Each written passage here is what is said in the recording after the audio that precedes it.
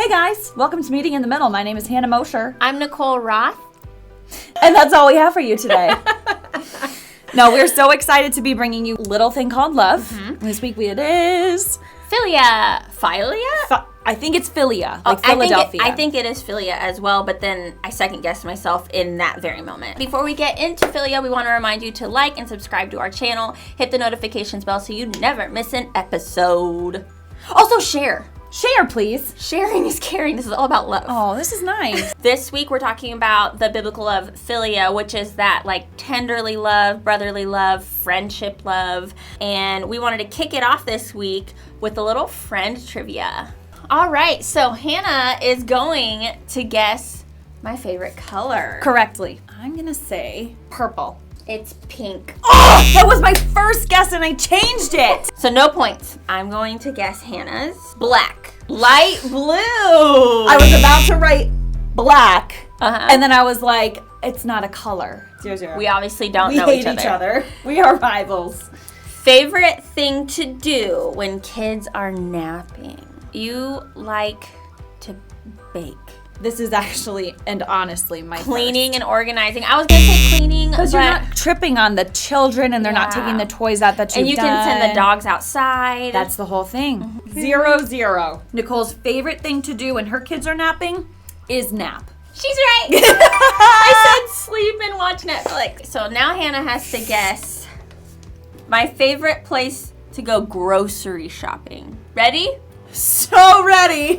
Nicole's favorite place to go grocery shopping is Walmart. She's there 17 times a day. Maybe 18. You have a tricky one. This is a trick. Okay. All right. Sam's. Close. You want to try one more?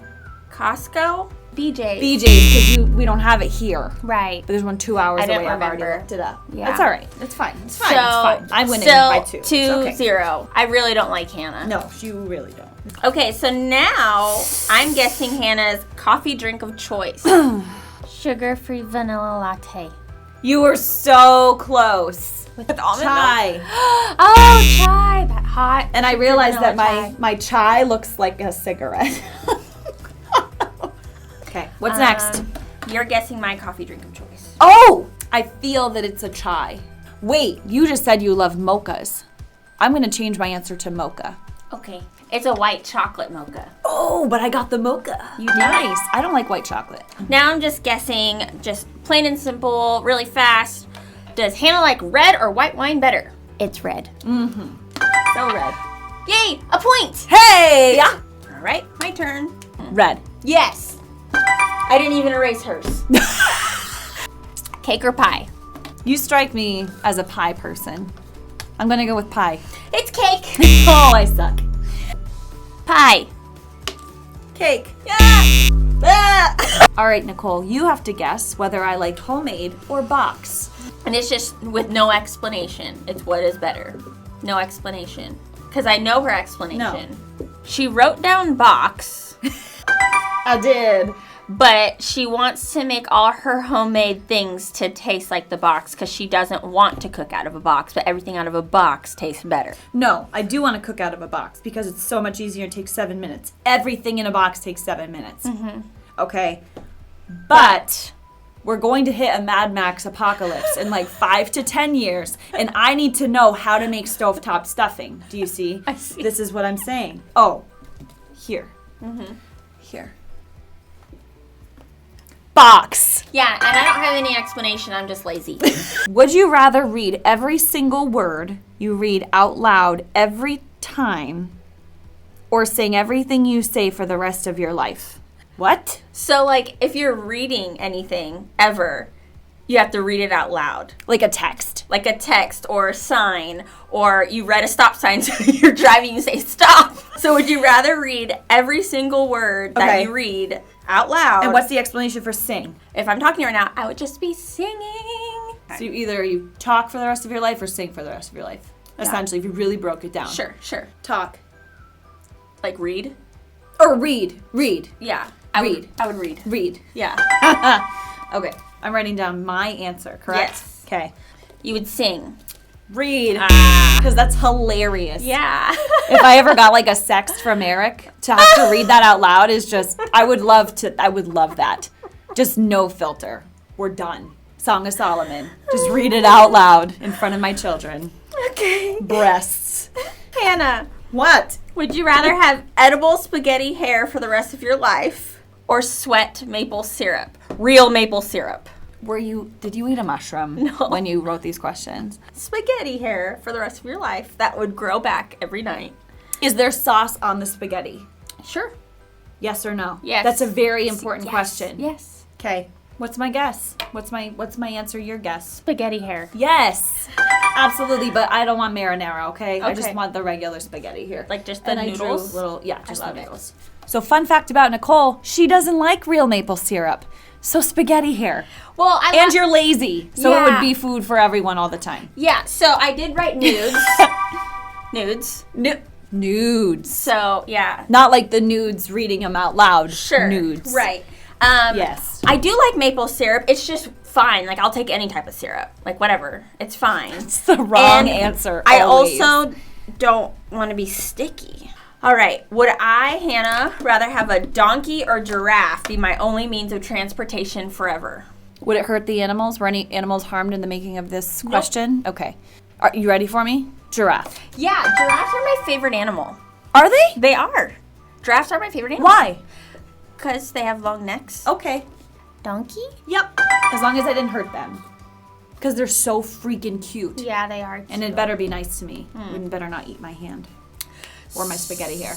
Is that it? Yeah, I'm pretty sure Hannah won. Yeah. Can you add applause? But you're going to add more applause. Yes. Thank you. That's enough. So we hope you enjoy the little gunfire. What do you call that? Shotgun questions? Wedding? Yeah. I don't know what you call that. Jet stream. Something going. It was really fun for us, that's for sure. I learned that Nicole hates me. Okay, so by getting, kind of reining it in here, we wanted to bring you, the 4 different types of biblical love, the Greek words, and today's concentration is philia, and so that's the friendship love. And as I was studying this, I'm realizing that we can kind of do are your friendships healthy sort of a study. And I thought that would be important because who you surround yourself is who you're like. And so if you're surrounding yourself with really good, spiritual, godly people and great examples, you're going to mirror that. Yeah. And that's also to say that Jesus was friends with prostitutes. And so you can use that love from the people you're surrounding yourself to then introduce yourself and pull those, Yeah, you know what I mean? The absolutely. ungodly Sure. people in. Sure. No, I hear what you're saying. Yeah, so that's kind of what I was thinking. And then on the opposite side of that, if you're surrounding yourself with toxic people and bad relationships and That don't want to grow. that don't have any desire Yeah. to grow spiritually, then we need to talk about that. We may need to either have friendship counseling or simply get those people out of your life. And we have some examples of probably both in this podcast. Absolutely. So just to kind of 3-step process that, number 1, evaluate your current friendships. Find your pros and your cons. Number 2, do some self-reflection. How can you be a better friend and be like Jesus? And then number 3, the unfortunate, possibly, weeding out. Yeah. So even if that means getting help, I say getting help, I consider us kind of a couple, right? Sure. We're doing life together, Yeah. just like I chose to do life with Eric. Yeah. So, weeding out Yeah, and same level, man. yeah.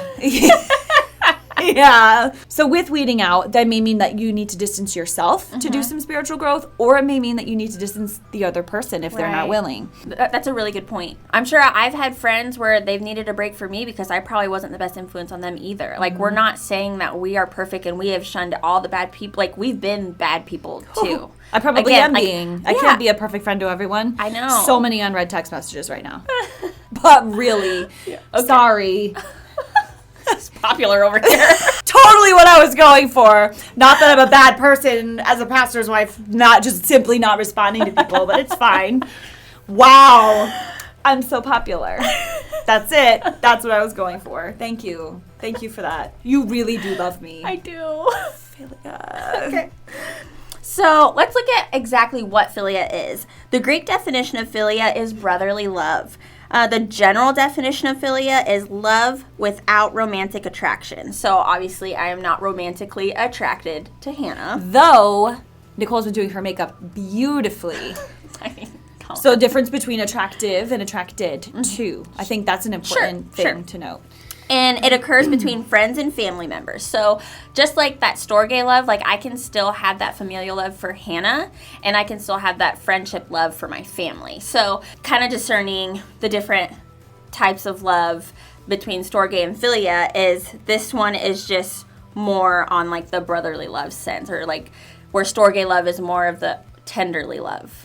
I would go with like storge being like instinctive. Yes, that's a better way of putting it. Yes. Philia being like you can choose it, kind of. Yes. And so this occurs when both people share the same values and have the same respect for each other. So working off of that, philia is kind of, it's really the example of what Christians should do. So kind of like I said before, where like storge is that instinctive love, and philia is like you're choosing. Yeah. So Christians should be kind of choosing this love towards each other. It's hard. That's why it's choosing. Yeah. And then it's also overcoming that obstacle when like you do meet that Christian you just can't freaking stand.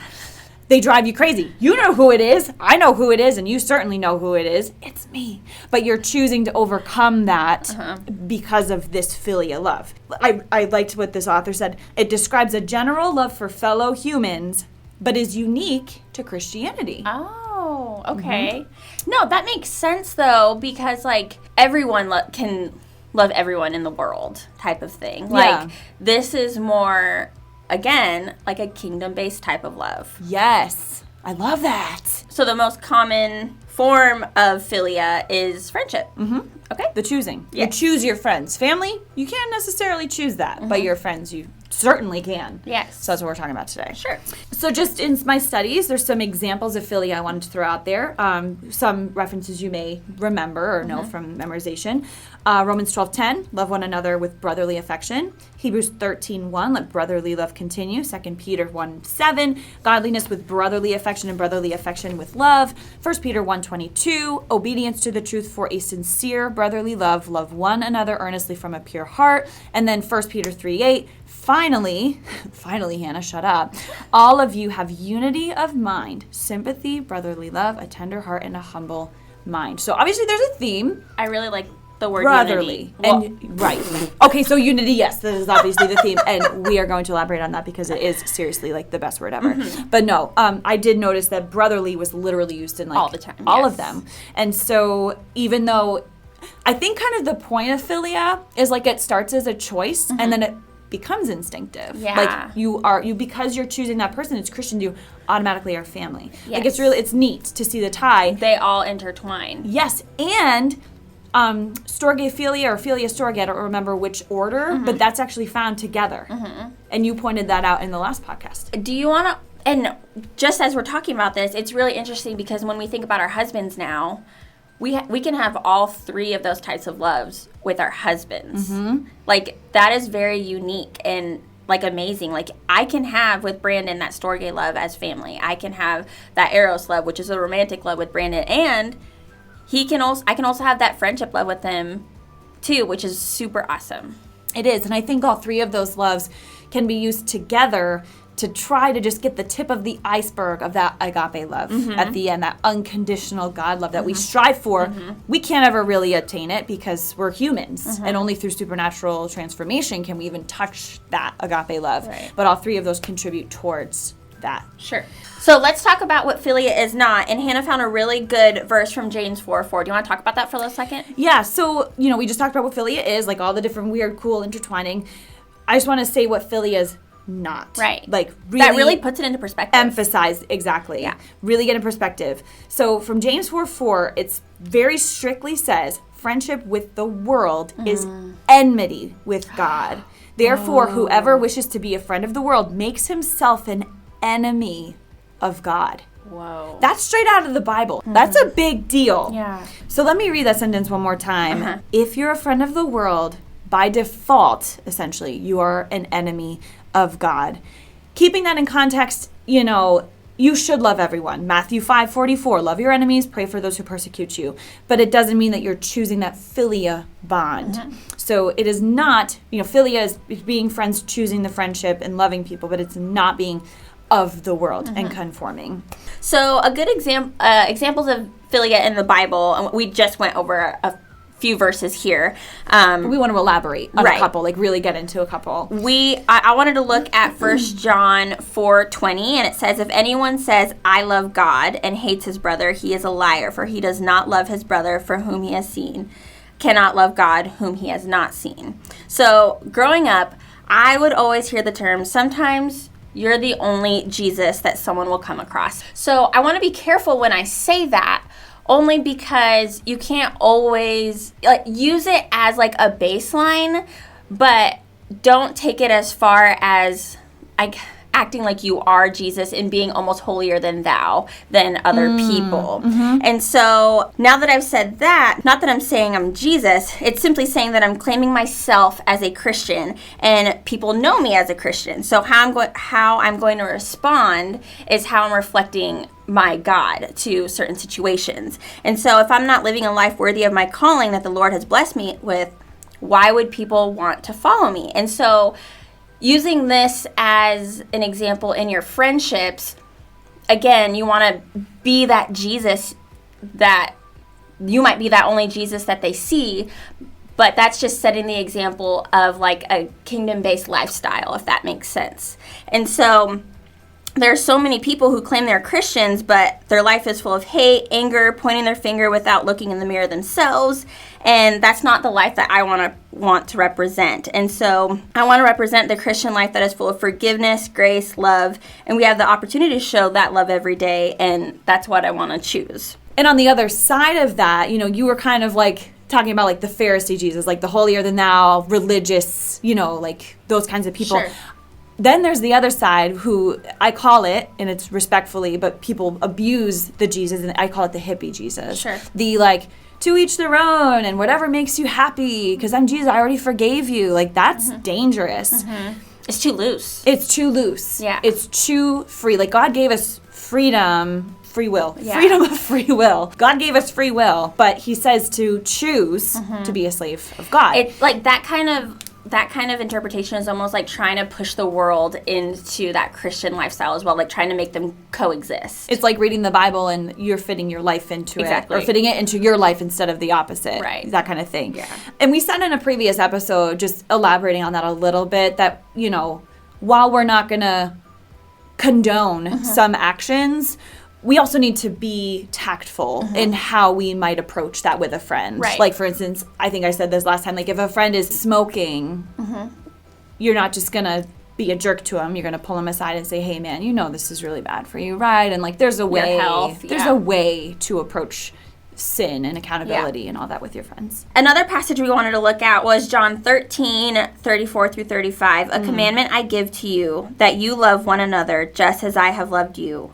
You also are to love one another. By this, all people will know that you are my disciples, if you have love for one another. And to talk about this philia type of love, I love seeing the friendships that Jesus had, because it's such an example and an influence for us and how we should treat our friends and have that same type of love for one another.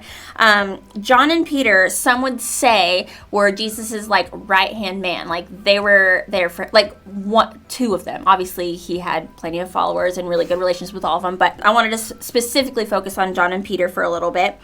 John was always described in the Bible as Jesus's beloved disciple. So, like, I love that. When Jesus was talking about him in the Gospels, he would say, my beloved, and referring to John, and I just think it's so beautiful. So I find it appropriate to use this passage from John to describe Philia Love, because the relationship between Jesus and John, again, is so beautiful. And it's something that we should use as an example as brothers and sisters in Christ of how we should love our neighbor. So I also wanted to take this time to talk about just like a beautiful representation in the gospel. John 13, starting at John 13:6, when they were washing Jesus's feet.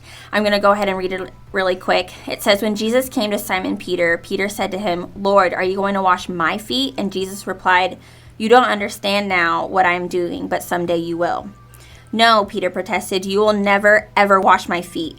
Jesus replied, "Unless I wash you, you won't belong to me." Simon Peter exclaimed, "Then wash my hands and head as well, Lord, not just my feet." Jesus replied, "A person who has bathed all over does not need to wash except for the feet, to be entirely clean. And you, disciples, are clean, but not all of you." For Jesus knew who would betray him. That is what he meant when he said, "Not all of you are clean." So I love this because obviously Jesus' disciples looked at Jesus as someone, rightfully so, as higher than them because he was the Messiah. But Jesus in this moment made himself almost as equal to them so that he can show them his love for them by washing their feet. And that was such a culturally beautiful description of love back then. And honestly, like, I don't know if I would wash your feet. Like, Yeah. You know what I'm saying? Like, I don't like feet. Yeah. Like, feet really are gross. Like, side note, feet are disgusting. So, like, except for my baby's feet. right, because you can Very put those in strange. your mouth. Yes. But if you think about it too, like, obviously back then, like, they're walking in dirt all day Sandals. long. Yeah. Gross. Like, sandals are gross. And so when you think of Jesus, like the Messiah, the King, getting down to wash my feet, I would be just like Peter, being like, heck no. But Jesus is like, no, let me love you. Let me show you that I want to do this for you. So that was just like a good, like, it is a really beautiful picture, and I don't mean to make light of it. I just think of pedicures, and I want to kick the person because they're tickling me. Sure. Jesus would have a heck of a time. I mean, he did have a heck of a time cleaning me. Let me just be honest.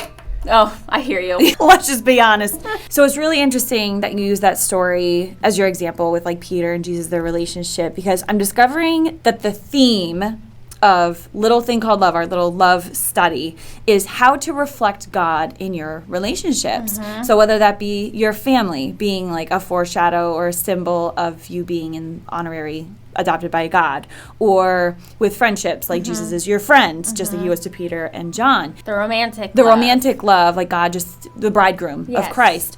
So I loved the tie-in because if everything that we are supposed to do is kingdom-based and worshipful, shouldn't our relationships be? Just our relationship should be glorifying the Lord. And like that all goes into like every decision you make. Like when Nicole and I go out, like, are we gonna get drunk or are we gonna just fellowship and have a good time? You know what I mean? So like it even ties into like what you do in those relationships. Right. And it goes back into how you're representing yourself around people, of like, what God are you representing when you're doing certain things? That's a good point. Like people are also watching you. That's why I've always said I have a hard time. It's very interesting that Eric and I talked like before, like we got married, like, oh, would you ever like, do you have a best girlfriend kind of conversation?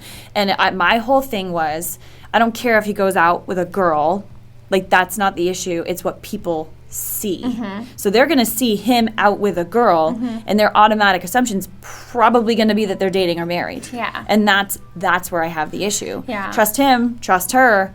But what are other people seeing? Yeah. That kind of ties in with, like, if you and I go out, if people see two pastors' wives having several drinks and being loud and being obnoxious and, like, abusing sloppy, that's probably not I don't care about my reputation, but it's not representing what we're about, and that's the kingdom. If people see... And I don't know, random side note, too, is, like, I also want to represent my husband, who's a pastor of a church. Like, I don't want, like, him to be judged either, being like, what is your wife doing? You know what I'm saying? Yeah. That's like super minimal, but like I know that I'm most representing first and foremost the Lord, and then my husband and my family. Well, that is a big deal because he's anointed to lead a flock, you know? So moving on, I wanted to do like the 3-step process. Number 1, how to obtain a friendship or Christ-like friendship and the do's and do nots.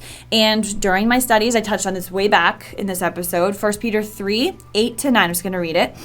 Finally, all of you should be of one mind. Sympathize with each other. Love each other as brothers and sisters. Be tenderhearted and keep a humble attitude. Now we get into the don'ts. Don't repay evil for evil.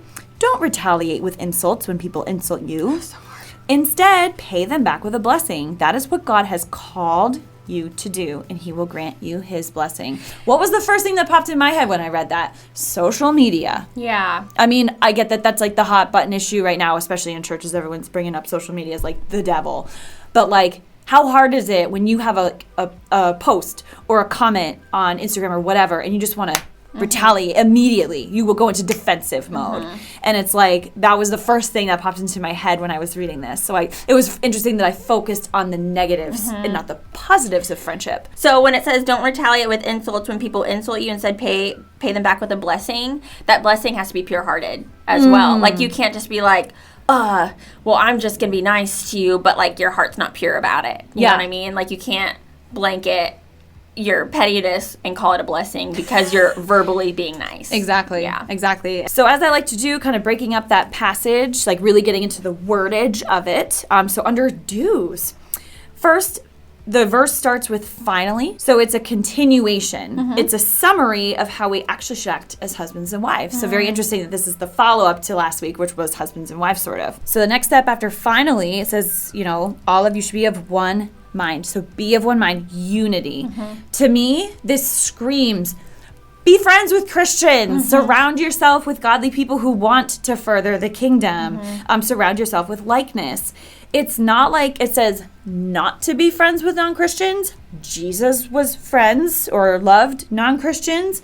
But our meetings and our outings should be purposeful. Like when you and I went out last night, like we went out as friends and we had fun, but like, I don't know, like kind of we talked about like we were kind of setting a good reputation and around people, people. Yeah. And when you and I are together, I get like, I think we talked about this, like after our first episode, like we get like a spiritual high. We do. When we hang out, like whether we're doing a podcast or just going out and getting coffee or whatever. We're like talking on the phone all the time. Our Brandon, husbands get so annoyed. Who are you on the phone with? Who do you think? And we live like 7 minutes apart. I mean, really though.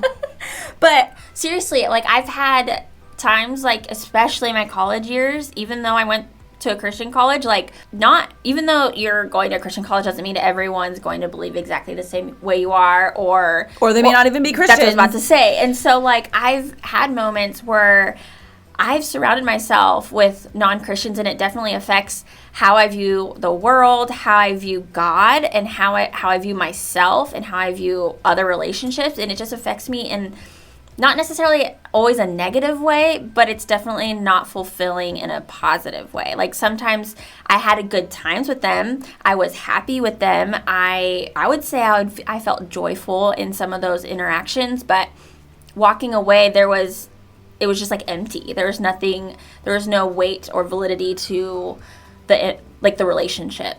Right. And like we said, like if everything is supposed to be an act of worship, who you're hanging out with, like what are you doing? And who are you being when you're with those people? Right. And I think an important word that we should really emphasize is influence. So like if you're hanging out with these people, how are they influencing you? Is there someone in that group that's spiritually helping you, or like being, like likeness, unity of one mind?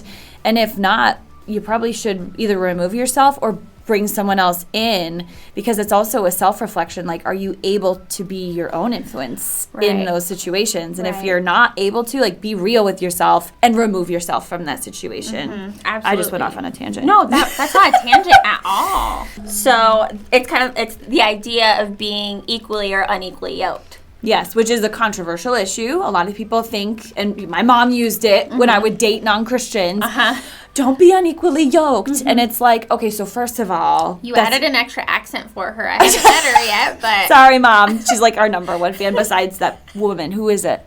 Who's like, I always think it's Audrey. It's Aubrey. Aubrey. Okay. I went to high school. I went to grade school through high school with her. Shout out to Aubrey with a B. Definitely not Audrey with a D. We'll get into that later. She got called Audrey a lot growing up too. Did she? Yeah. Definitely not Audrey with a D. With a B.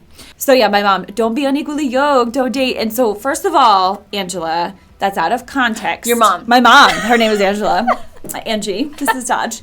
So first of all, Mom, that's out of context. That's not to berate. Like, that's fine. That's an interpretation. That's great. But when you really dive into it, it actually, I think, represents all relationships. Oh, okay. Like being, again, that one mind, that unity.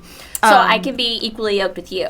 Yes, Yeah. because we have that oneness, that likeness. Unity. Unity. I have a cute video of Sage praying in front of the church saying the word unity, and I love it. It's on my personal Instagram if anyone wants to see, but I guess you'd have to request to follow me because it's private. So, okay. So I vaguely touched a little bit on my college years when I was hanging out with people that I guess weren't fulfilling my Christian cup, I guess you could say. The Christian cup. The Christian The cup. CC. With a little milk and sugar. A little milk and sugar latte.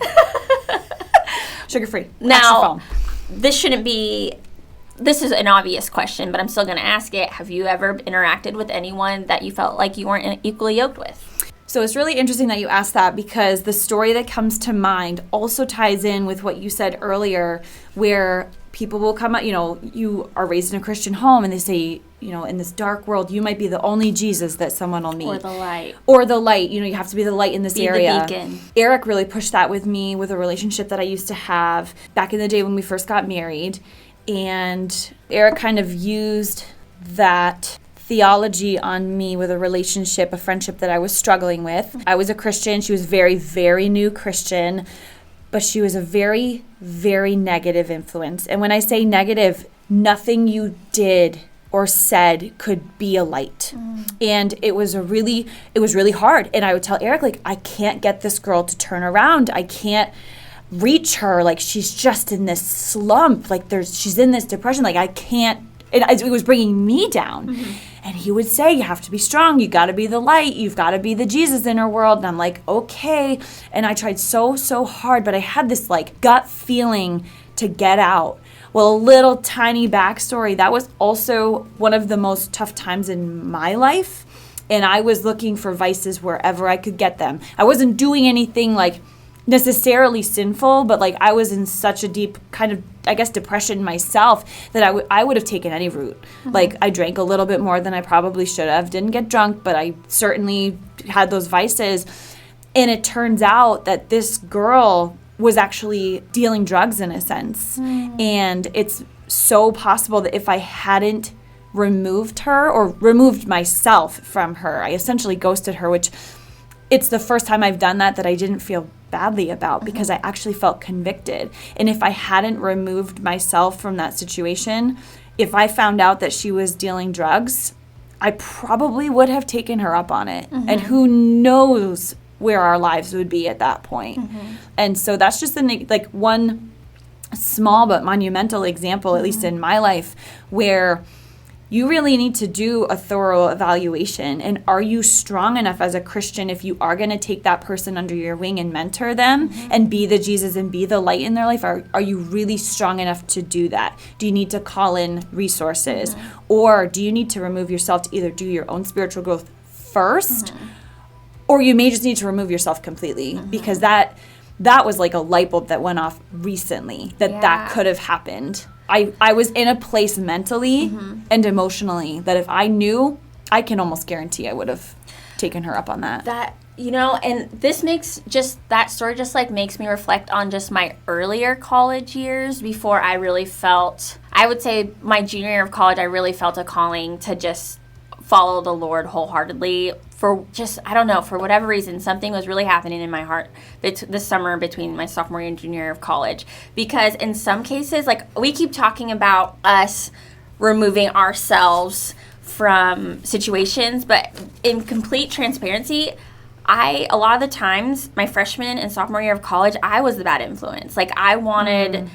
I wanted to find ways to drink. I wanted to find ways to smoke weed. I wanted other people to join me. And so other younger women, I don't know why I'm saying like that because they're my age at the time, they drank for the first time with me or they smoked weed for the first time with me. And so self-reflection of myself and who I was and the destruction that I was going through a little bit after high school and what was going on in my own life. I was going to a Christian school, but I wasn't always turning to the Lord for satisfaction, or I was turning to other things. And so I was that person. And so the Lord really did a lot of work in me, I would say, between my sophomore and junior year of college, going into the education program. And I decided to, for whatever reason, apply to work on campus. And then it got me plugged in deeper into my college experience, and then I applied for mission trips, and then I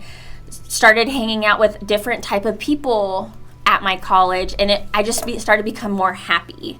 And that was because I was becoming more happy because the Lord was fulfilling me, and I was surrounding myself with people that will and pray for me and with me and love the Lord with me, when originally I was seeking it elsewhere and trying to take people with me in a different direction. And that was when I met Brandon, too, when I was destructive. Really? Yeah. I thought you met him on the other side. No, I met him when I was 19. I met him when I was a sophomore. And I was still seeing someone else, and I would just we were just texting. Gotcha. When you met Brandon. Yeah, Okay. I was Gotcha. texting him on the side when I was still with someone else, kind of. That's a whole other story. And so it's just the Lord really did a lot of work in me my junior year of college, I think. And then I've tried to stay on that path the whole time since then. Yeah, and I can see it's really neat because you telling me that story and putting it into that perspective. I say this with love, it's going to sound bad at first. Sure. So you've always been a leader, right? Sure. So even though that leading was leading people into destruction and pulling them in with you, Sure.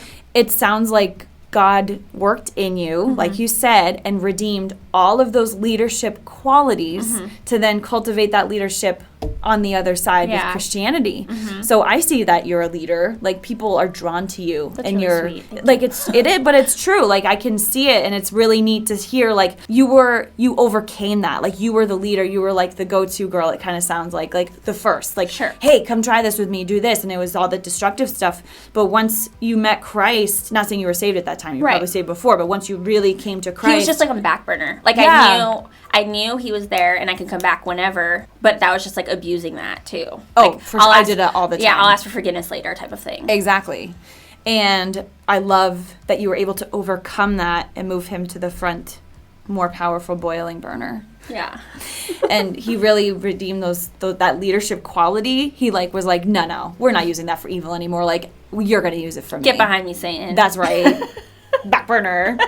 Fry up. So moving on in the verse, sympathize with each other. This is something I have a really hard time with. I consider myself an empath. So if you're sad, I can feel it. And I can feel, this is going to sound pretty granola of me, but when I walked into a situation at our church, I could feel Eric hates when I use this, the energy. The energy. No, but really though, the aura, I can feel that. And I think that's the empath side of me. But to I've been so blessed in my life that it's really hard to see people suffering and be able to relate to it. I can feel everything they're feeling. Brandon said that before with his life. Okay, keep going. Sorry. It's really hard. Yeah. So when your mom passed and you called me, probably very close to first thing. Yeah, It was probably Brandon and Hannah. It was. It was the EMT confirmed, and then I texted Brandon, and then I called you. I shouldn't laugh at that. I'll make sure he never hears that. No, that's fine.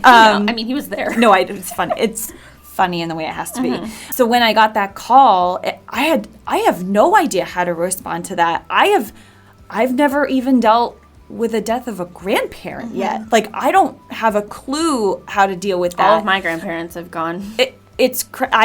All of mine are still alive. Okay. It's really hard for me to relate to people suffering, but I feel everything you're feeling.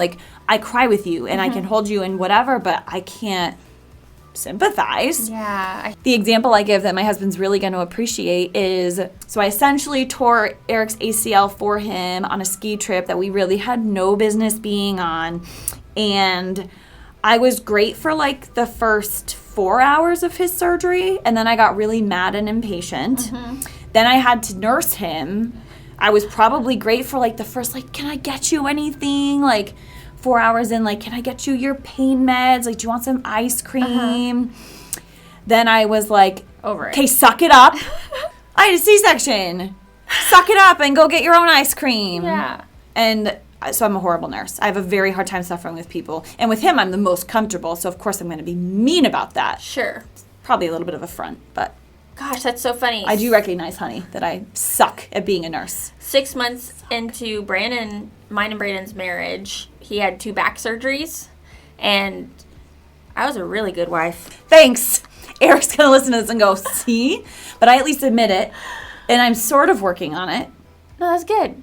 Working on it. We want to look at the word tenderhearted, which means compassion. I guess I would agree with Hannah. She had written on here that it goes kind of along with sympathizing. And I would say for me personally, I think I'm blessed with being able to easily have both. I don't know if I'm lacking in either compassion or sympathizing or empathizing more.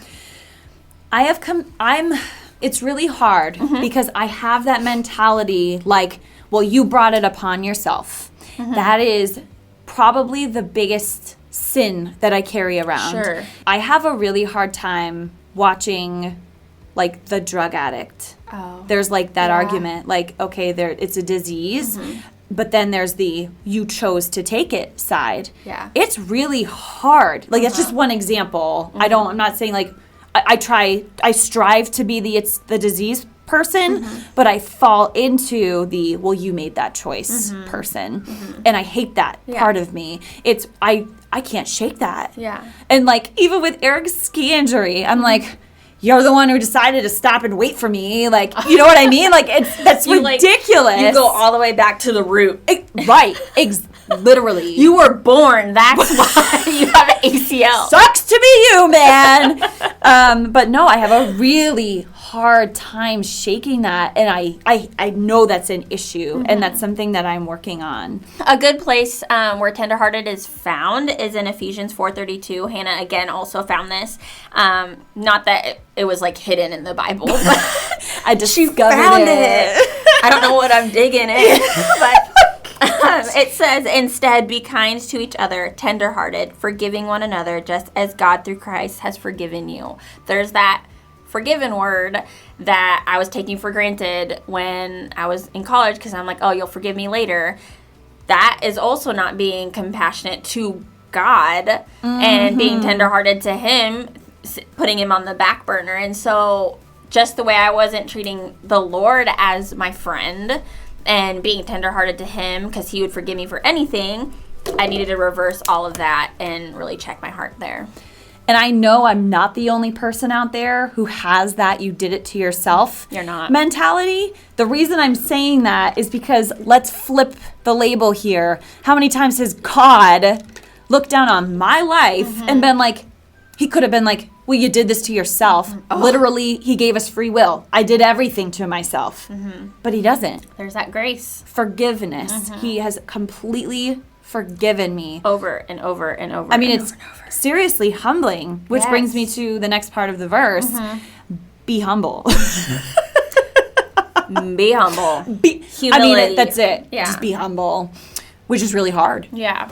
I've been blessed with the ability to recognize my weaknesses, which keeps me humble to a point for sure.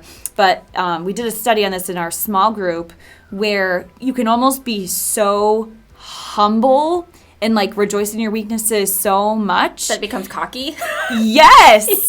Like, I call it the one-upper. Like, when you're like, oh, my sister's a drug addict. And then the next person's like, oh, well, that's nothing because my mom died of whatever. And it's like, of an overdose or whatever. And it's like, that's the point that people can get to sometimes. So I think that we need to have that check and balance. Sometimes we just need to shut up and listen. And just, you don't always have to be that like, oh, I'm going through that too with your friend. Like with you, I had nothing to say. Yeah. And that kind of reminded me of Job and his situation. Like, Gosh. all of his situations, he had his entire life, wife, children, house, flock, everything. Sickness, just everything was gone. His life went to crap. And his friends are sitting around trying to give him advice. And Terrible advice. Horrible. Like, not even good advice. Like, first of all, they haven't been through what you've been through, so just shut up. Second of all, it's really bad advice. Just shut up. And it was funny because some of those friends were like, you brought this upon yourself, which is exactly what I do sometimes. Like, you brought this upon yourself. just shut up. And so I think that's the word I'm going to insert in the HMV, the Hannah Mosher version of the Bible. Right. Be humble, just shut up. That's how I interpreted it, so. Gosh, Job. What an example. But really, though. So when we were looking at the don'ts of this verse, do not repay evil for evil. This means to truly forgive one another, and we had touched on that already previously. So I had this whole thing written down here that I really have no idea what I was thinking. What I think I was thinking was like when a friendship starts to fail, so it's like the evil, like when they're screwing up pretty bad, like I used to be that person who would like completely sabotage the friendship. Like, I'm going to ghost you now and never talk to you again because I see that this is going down. So like to me, that was where like the evil for evil kind of thing, like related in the Philia context. Yeah. I don't really know what I meant otherwise, so I won't elaborate on it. So then the second don't in this verse is don't retaliate insult for insult. And this is like saying an eye for an eye. Instead, pay them back with a blessing.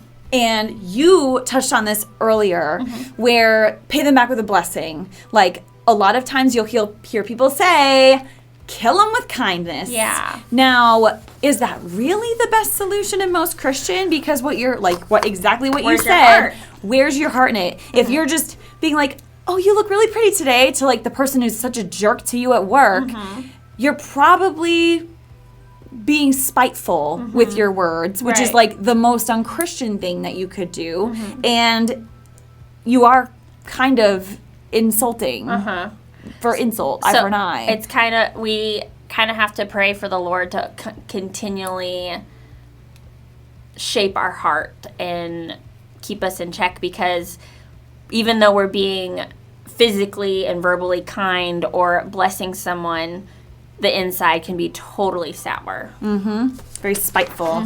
I spitefully love you. Another example of this, it's kind of like a little bit of a stretch example, but like on social media, my sister is a pretty well-known right conservative, and her friends will get into these arguments, and they'll really bash each other, like during these arguments, like, well, you believe this, so this means this, or you believe that, and they'll really go at each other.